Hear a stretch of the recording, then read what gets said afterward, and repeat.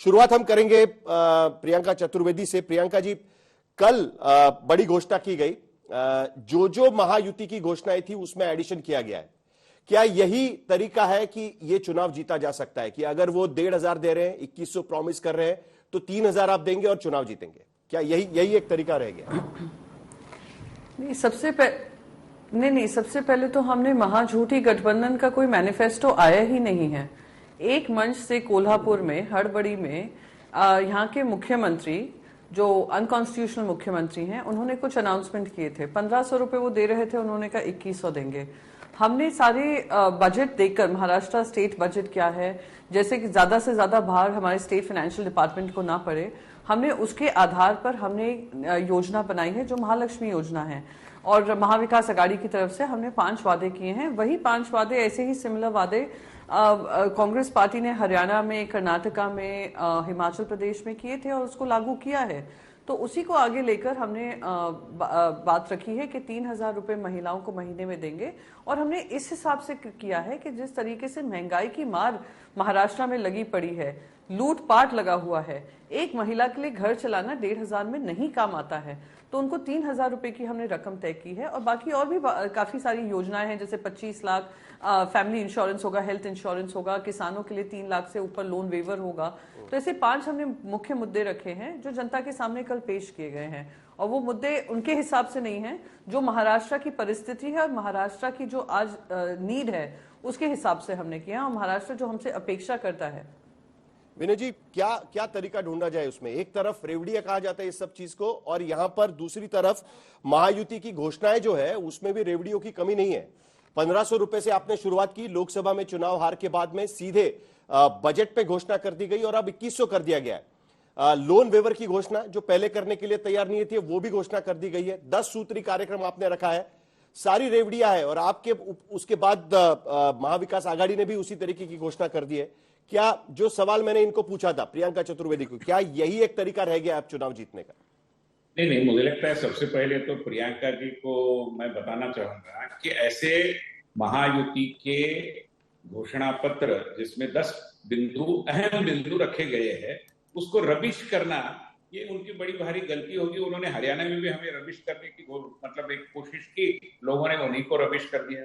तो मैं मानता हूं कि ऐसा न करे, वो थोड़ा गंभीरता से लिए राजनीति को। देखो, जो घोषणा पत्र महायुति का अनाउंस हुआ है उसमें हमारे तीनों नेताओं के चित्र है, हमारी चुनाव की जो मतलब हमारे जो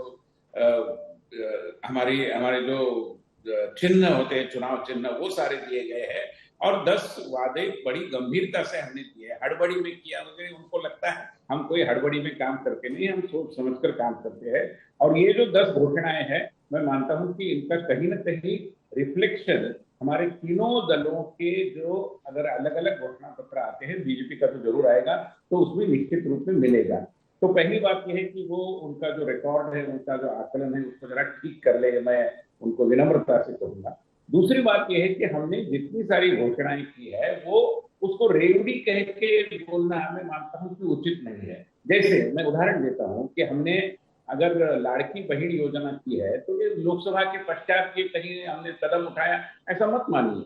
हमारे भारतीय जनता पार्टी में एक राज्य की अच्छी योजनाओं का अनुकरण अन्य राज्य करे, ये हमारा एक घरेलू मतलब एक तरीका है। और इसलिए जो मध्य प्रदेश ने अच्छा काम किया, तो हमने सोचा हम भी करते हैं। और इसको करने के बारे में पहले से विचार विमर्श चल रहा था। लोकसभा के बाद उसको और गति मिली, जो भी होमवर्क था वो पूरा किया, इसलिए फिर योजना लाई, वो सफल हो रही है। लोगों को ध्यान में आ रहा है कि ये करना उचित है, क्योंकि ये महिला एम्पावरमेंट की बात है।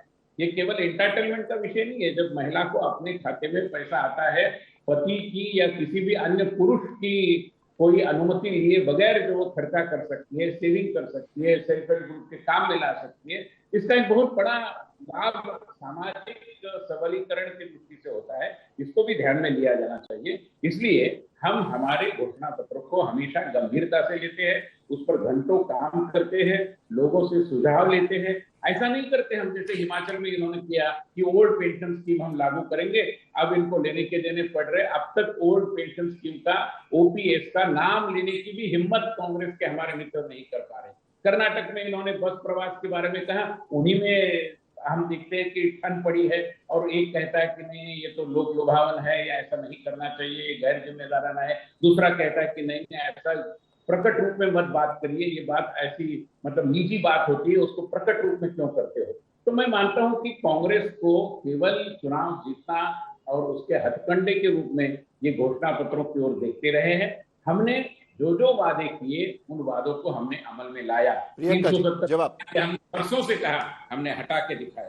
तो मैं मानता हूं हमारी साख जो है वो किसी अन्य दल की साथ दुर्भाग्यवश परिस्थिति है, तुलना नहीं की जा सकती। प्रियंका जी,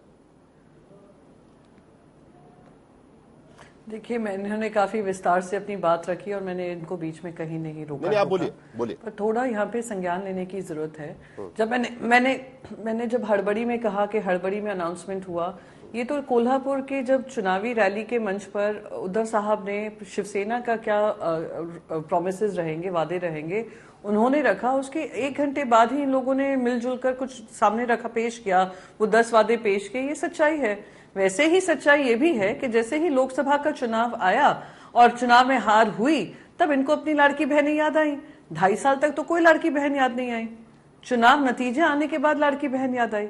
और मैं फिर से दोहराऊंगी कि 1500 रुपए जो दे रहे हैं वो किसी तरीके से प्रोविजन नहीं किया गया था। वो उनके स्टेट फाइनेंस डिपार्टमेंट सेक्रेटरी बता रहे हैं और बार बार उनको वार्न कर रहे हैं।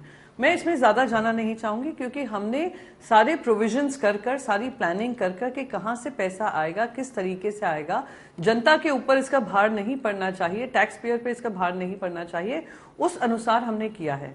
अब इन्होंने जो एसटी ट्रैवल है, इन्होंने 50% पे रखा है कि महिलाओं को 50% पे ही देना पड़ेगा, हाफ द कॉस्ट। हमने उसको फ्री कर दिया है।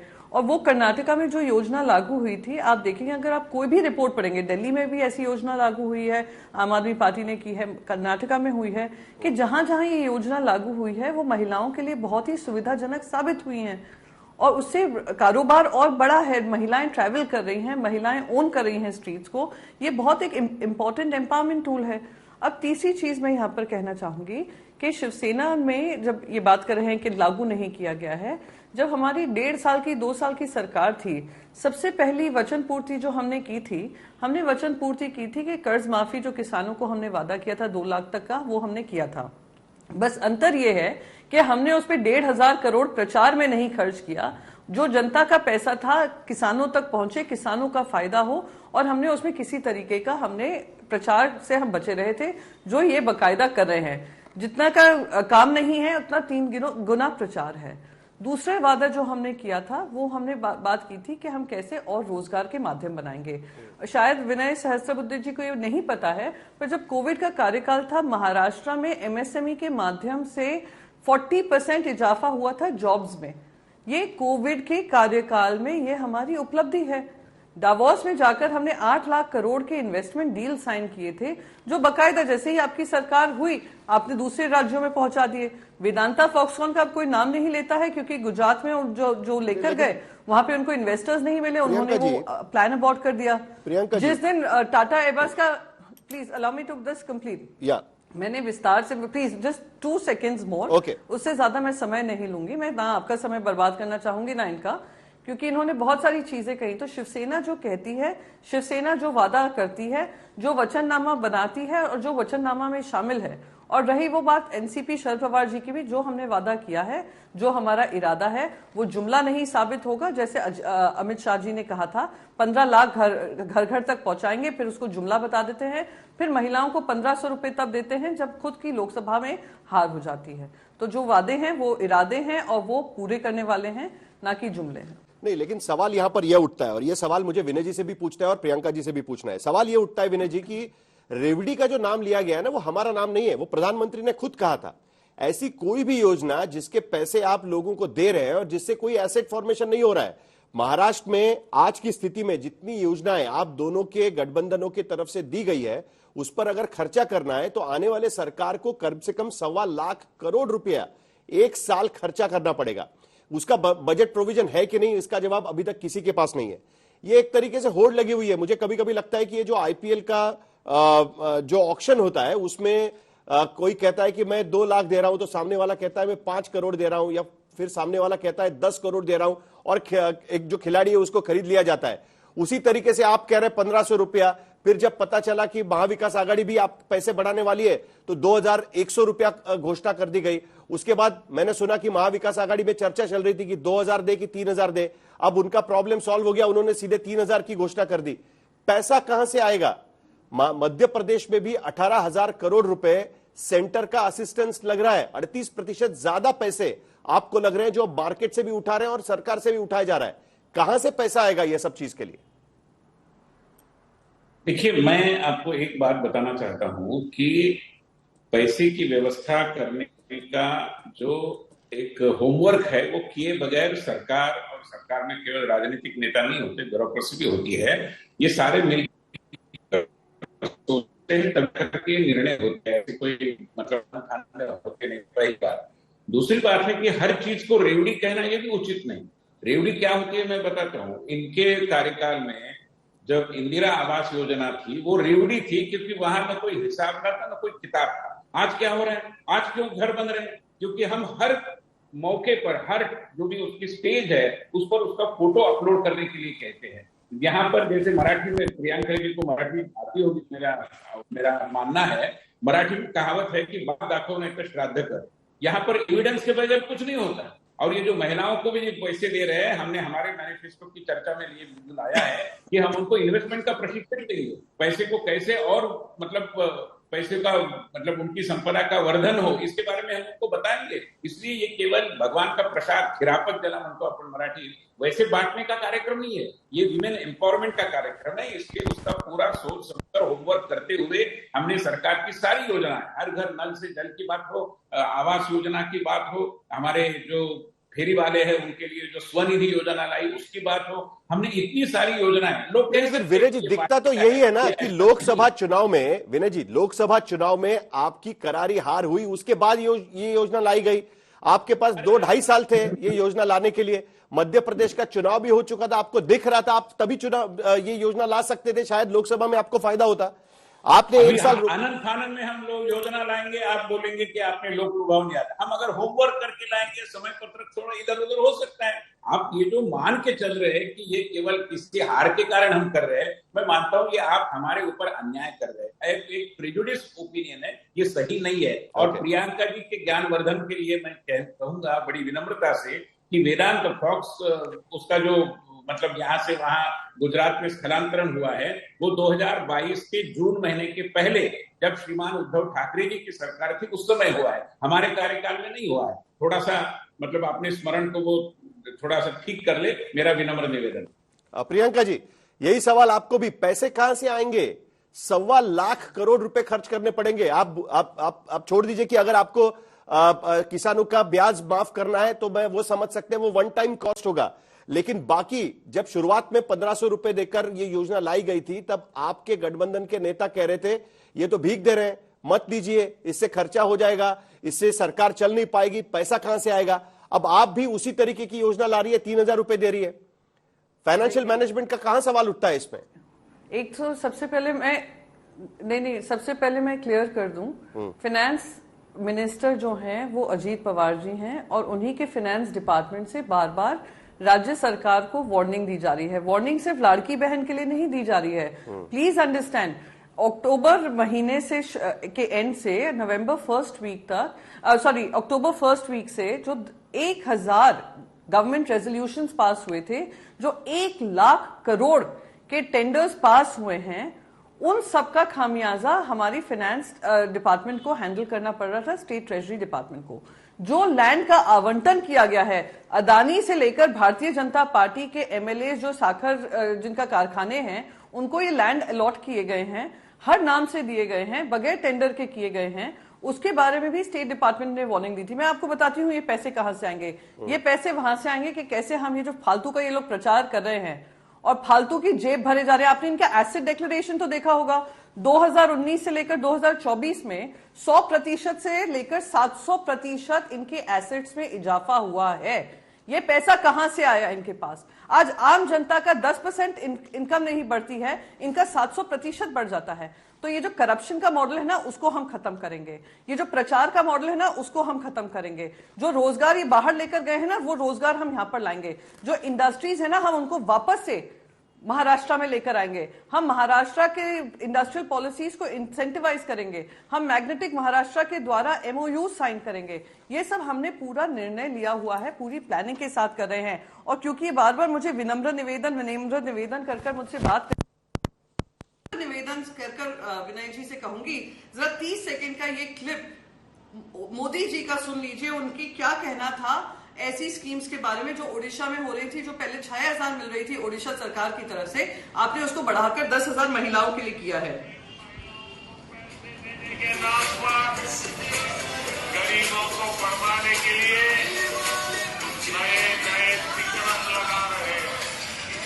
मैं पूरा नहीं कहूंगी क्योंकि बैकग्राउंड म्यूजिक भी चल रहा है, तो उसी से स्पष्ट हो जाता है कि प्रधानमंत्री की नीयत और नीति में कितना अंतर है कि जैसे ही हार सामने देखते हैं वैसे ही वो इस तरीके की नीतियां अपनाते हैं।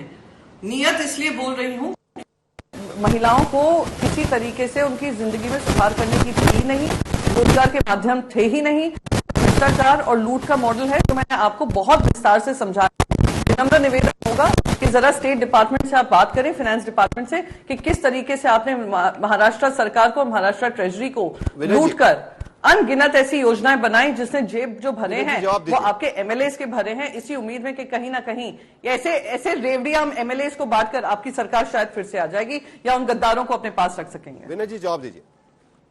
देखिए, आपने कहा और आपने भी उसका जिक्र किया कि हमारे फाइनेंस डिपार्टमेंट के अधिकारी कॉशन कर रहे थे, वार्निंग दे रहे थे। तो ये ब्यूरोक्रेसी का काम होता है और ब्यूरोक्रेसी के निर्णय पर आधारित उचित परिस्थिति का आकलन बनाते हुए पॉलिटिकल लीडरशिप निर्णय करती है, ब्यूरोक्रेसी नहीं निर्णय करती। ब्यूरोक्रेसी तो हमारे देवेंद्र फडणवीस जी को कह रही थी कि जेम्स हेडले को बुलाने के बारे में, उनको साक्ष्य वहां पर करने के बारे में तरह तरह के मत थे। देवेंद्र जी ने तय किया कि नहीं हेडले की हम यहाँ पर उनका एविडेंस ले लेंगे और उसके आधार पर पाकिस्तान को कटघरे में खड़ा करेंगे। हमने वो करके दिखाया। ब्यूरोक्रेसी हमारी सरकारें नहीं चलाती, हम चलाते हैं और इसलिए निर्णय का पूरा दायित्व हम लेते हैं। चुनौतियां तो आती ही रहती है, चुनौतियां कब नहीं होती, मगर चुनौतियों को पार करने में ही सही राजनीतिक नेतृत्व होता है। और प्रियंका जी कह रहे थे कि एसेट कितने बढ़ गए, थोड़ा सा वो आईने में भी देखें। उनके जो लाडले सुपुत्र है, राजपुत्र उद्धव, ये हमारे आदित्य ठाकरे जी, उनके एसेट 6 करोड़ से बढ़े हैं। थोड़ा पहले ये प्रश्न पत्रिका उनको दे दे कि 6 करोड़ से एसेट, ये उन्होंने दिए हुए हलफनामे में, ये कोई मनगढ़ंत बात नहीं मैं कह रहा हूं। तो मैं मानता हूं कि जब आप एक उंगली उठाते हो तो 4 उंगलियां अपनी ओर झुकती है, तो इशारा करके इसके बारे में प्रियंका जी थोड़ा सा आकलन करें, आत्मपरीक्षण भी करें, बाद में जरूर इल्जाम लगाए, कोई आपत्ति नहीं। हमें उत्तर देने की मतलब पूरी तैयारी है, क्योंकि हमारा दामन बड़ा साफ है, मैं कहना